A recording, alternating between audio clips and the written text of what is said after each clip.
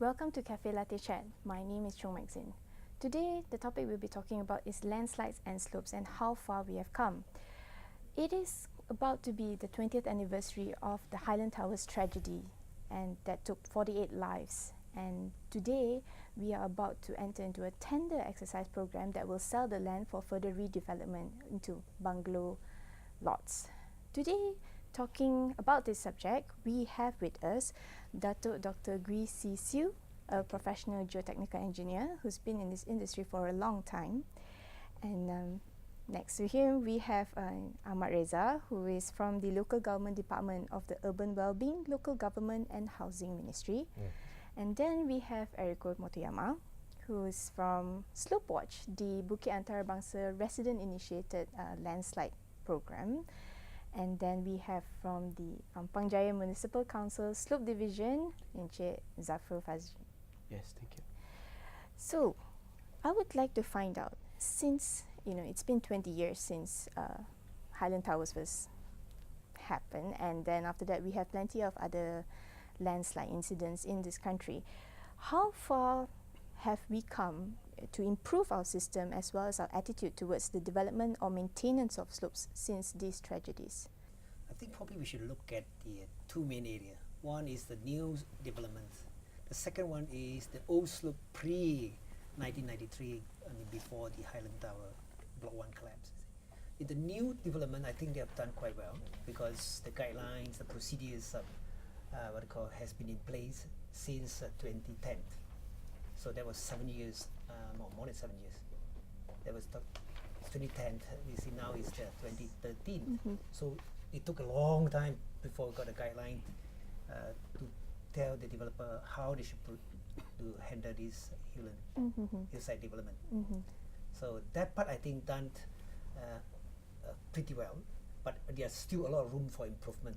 Meaning to say they make that guideline concentrate more on safety issues. So that is the new development. But I think there is very little done on the old slope pre-1993. So there's not much done. Of course, the other issues is the maintenance, which is a lot need to improve. I'd like to ask a bit about these guidelines that came out, you'd say 3 years ago. Does this guideline, it's more of a national level kind or a state level kind? What does it address? Perhaps Mr. Ahmad Reza, you'd like to give your thoughts on this? Yes, okay, thank you.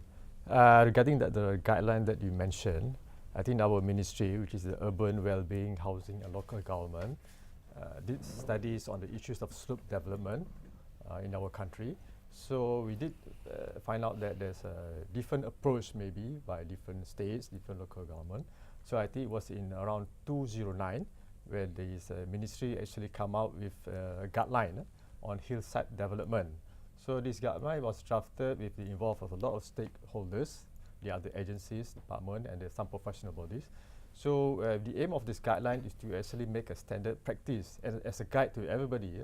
It could be the local government, it could be the consultants, the developers, even to the public, so that we can have some approach on how to address the issues on the development on hillside.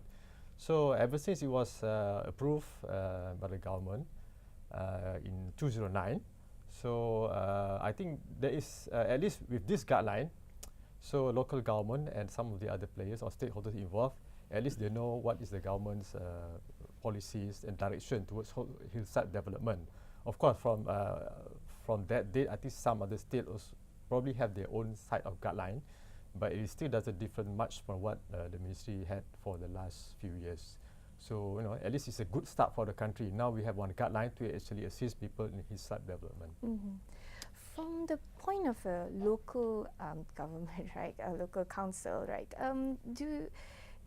do you all, because I understand the Selangor state government actually has a guideline as well, they came up with it a few years ago as well. Is it hard, is it easy to follow these both guidelines, has it been useful to you all? Actually, this guideline is quite useful because before 2010, because this guideline introduced by JPBD, Town and Rural Planning Department in April 2010, how to develop in the hillside development, especially in class 3 and 4. So before this, the developer and the consultant is not really aware about this guideline.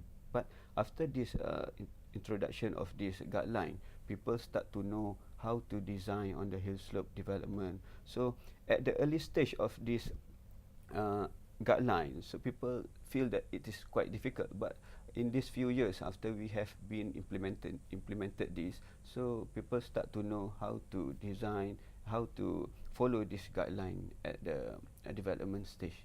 From the point of view of a resident and a layman, right? Do you feel like things have you progressed, since the landslides in that area? Do you think? Okay, well, you used Highland Towers as a point of reference, and I think the Highland Towers incident was sort of a watershed event, because probably, I mean, there have been lots of landslides before that, but a lot of times people were saying, well, sometimes it just happens, it's acts of God, acts of nature and all that.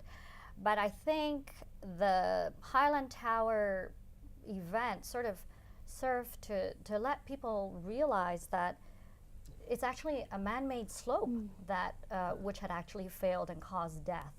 So it sort of changed the thinking of people of, oh well, landslides happen, it's act of God. But then they realized that, oh my gosh, it could be something that we're doing that's causing this. So I think it's quite significant, and that's why probably 20 years on we're still talking about it, aside from the fact that it was just a horrific incident.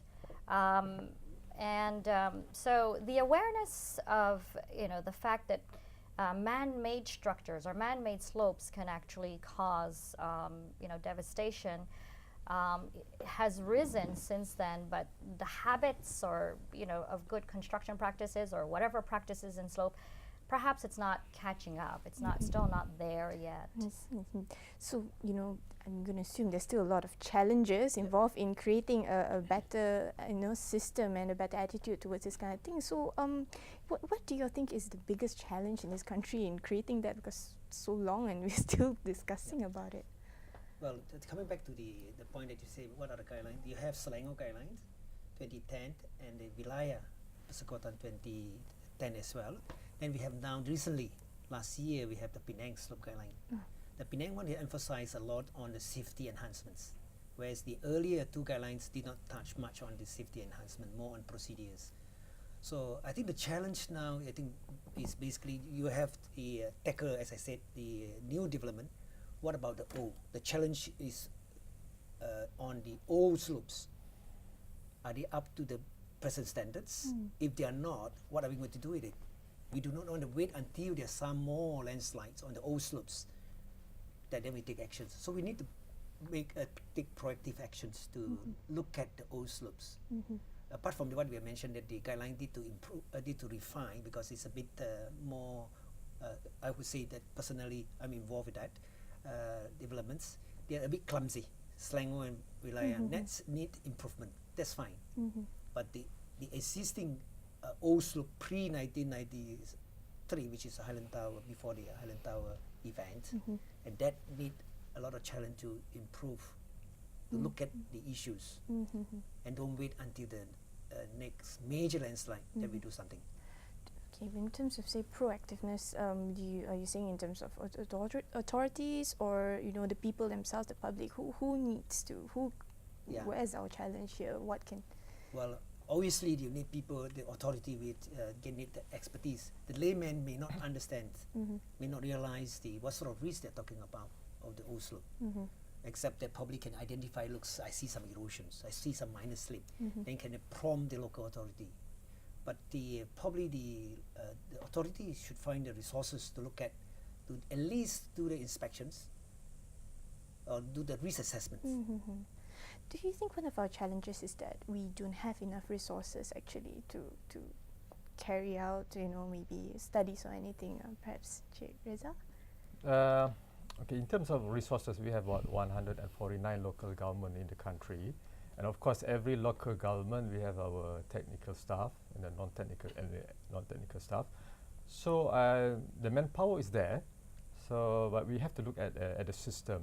I think from what happened last time in Highland Towers, the government has actually improved. Of course, like Dr. Latte mentioned just now, when you talk about landslide, it's either man-made, or it could also be natural landslide. So in terms of man-made, what we are trying to do, in fact we have done, is to actually improve the system.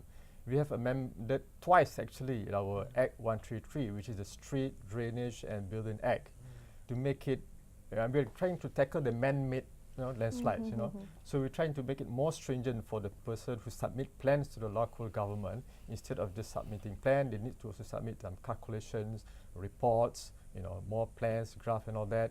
And we have set up also one-stop committees at the local government, so that it will help some of the smaller local government which may not have enough technical staff. By having this one-stop center with 14 agencies, including, for example, JKR, Jabatan Mineral and Geoscience, and etc., etc. So we can all pool our resources together in this one-stop center and actually comment on the new development, which is maybe on the hillside and things like that. That's on the one side. The other side is, of course, on the maintenance aspects. This we are trying to improve on the public awareness. Perhaps you can hold that thought on maintenance side, and we'll take a short break and we'll get back in a while.